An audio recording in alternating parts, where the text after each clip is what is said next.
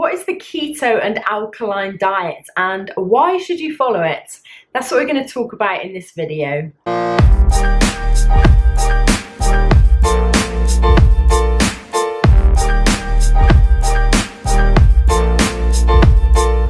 Hi, I'm Laura Rimmer. I'm a keto and alkaline diet nutritionist and author of the Hay House published book, The Alkaline 5 Diet. In this video, let's talk about what exactly is a keto diet and an alkaline diet. Aren't the two completely different? How do they work together, and why do you need to pay attention to this? Why is it important? Why is it a good diet to follow? Well, let me start by giving you a bit of my background. So I've been following an alkaline diet since 2008. I've written a book called The Alkaline 5 Diet. I have a website called alkalinediethhealth.com. So I'm very much into this type of diet, and that is it involves eating a lot of alkaline mineral-rich foods. So specifically leafy greens and chlorophyll-rich things, so things like wheatgrass juice. I drink that, have drunk that every day for many years. Foods that are rich in alkaline minerals, so specifically potassium, calcium, magnesium, and sodium, and lower in acidifying minerals like phosphorus that are in so many junk foods and things like sodas and white refined sugar and vegetable oils and all that kind of stuff. So I've long known the benefits of an alkaline diet, and I went completely plant-based alkaline and vegan about how many years ago? 7 or 8 years ago. And that worked for me for quite a while. But after about 5 years, I started losing energy, started losing mental focus, knew that my blood sugar was getting out of whack. I was eating a very high carbohydrate, low fat diet. And yeah, I knew something had to change. And so my desires were really a number of things. So firstly, I wanted to be healthy. I wanted to have energy, have optimum health.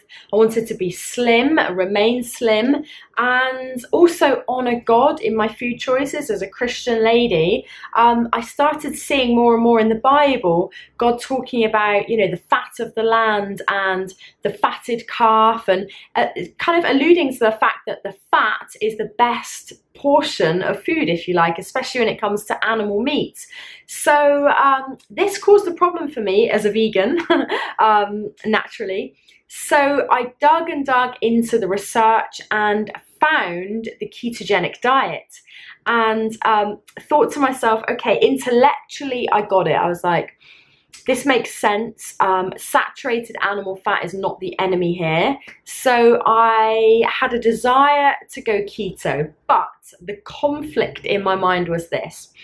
Having eaten low fat, high carb for many years and being a vegan, one of the things you kind of feel as a vegan is you feel light, you feel quite clean, and there is a temptation to feel like you're more spiritually enlightened as a vegan. Once I became Christian, about halfway through my vegan journey, that no longer stood for me, and I knew that, you know, only Jesus is going to clean me of my filth. No diet's going to do that. So I kind of dispelled that.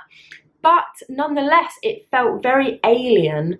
I had this mental barrier against eating high-fat foods, and in particular animal fat foods. So as a woman, the thought of, you know, sitting in a restaurant and eating a lot of butter when everyone else was on like low-fat spreads and things, it caused a bit of, you know, there is stigma around it, and eating, you know, fatty things and adding extra fat, you can be seen as, well, you know, a fatty and a glutton.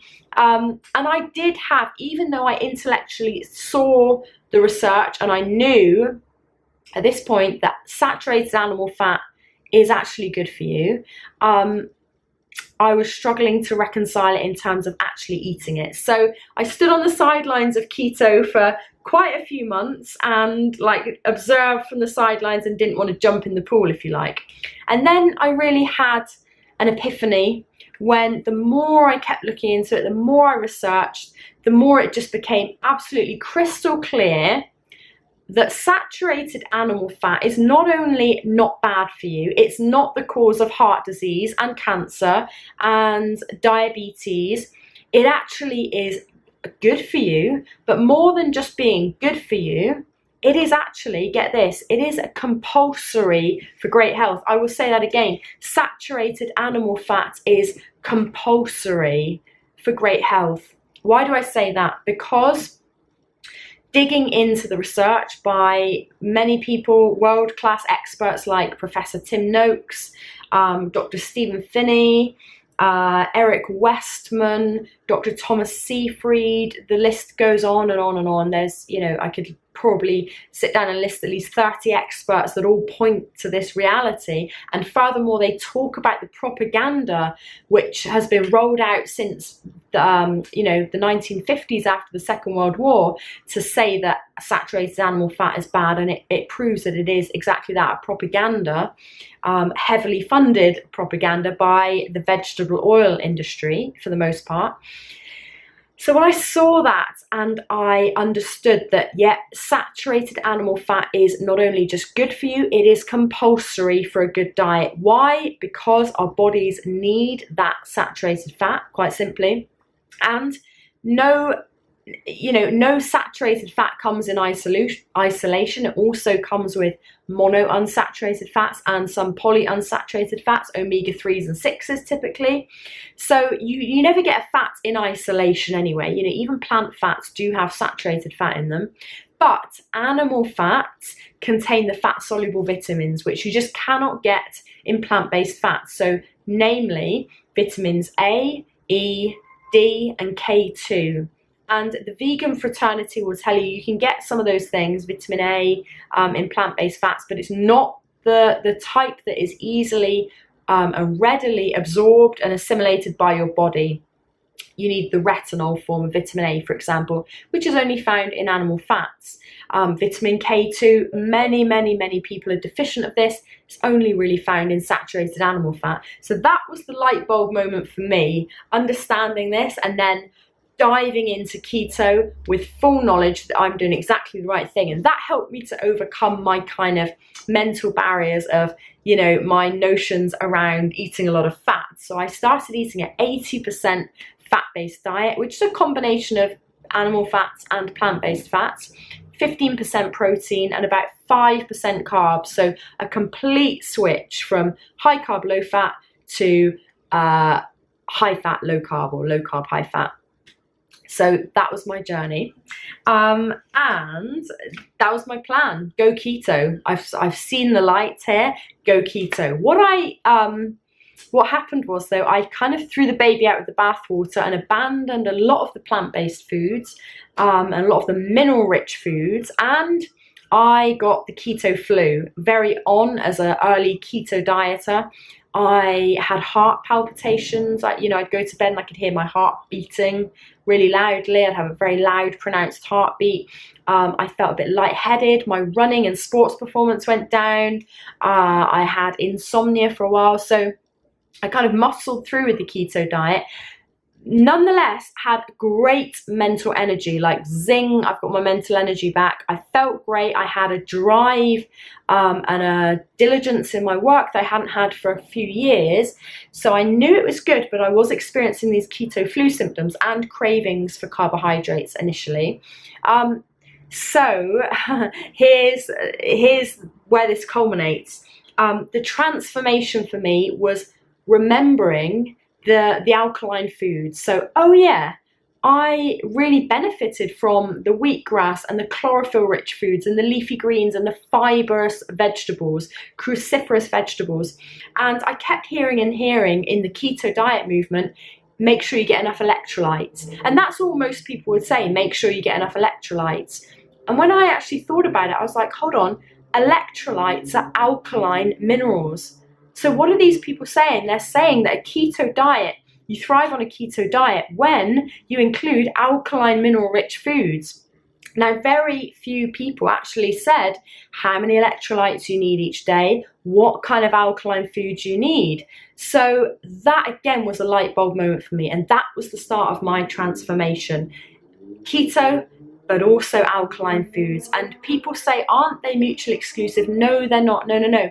You have a low carb diet, high fat, but you add in these low carb, high fiber vegetables. Because remember, on a keto diet, the fiber carbohydrates don't count. You're looking at net carbs. So you can eat a fair amount of things like broccoli and wheatgrass and spinach and kale and cauliflower and, you know, even a small amount of carrots and things you can easily eat on a ketogenic diet, which is going to raise your minerals, those electrolytes, those alkaline foods, but still be within a 5% carb range. So that's, in my opinion, that's a pretty much perfect diet. So that's why a keto and alkaline diet you really need to take notice of and try it, follow it.